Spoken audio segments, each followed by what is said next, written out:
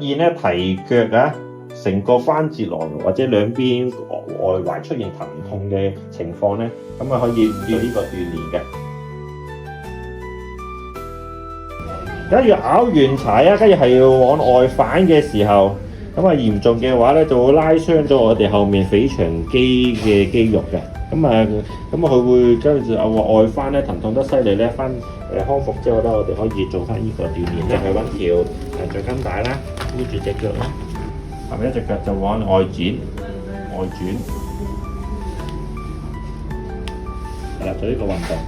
一日咧做20組，一日做2到3組。扭傷預防方法：運動前充分暖身，穿着合適的鞋具。平時多鍛鍊關節周圍的肌力，以增加穩定性。扭傷時記住先冰後熱，並留意扭傷部位，就能正確處理扭傷問題。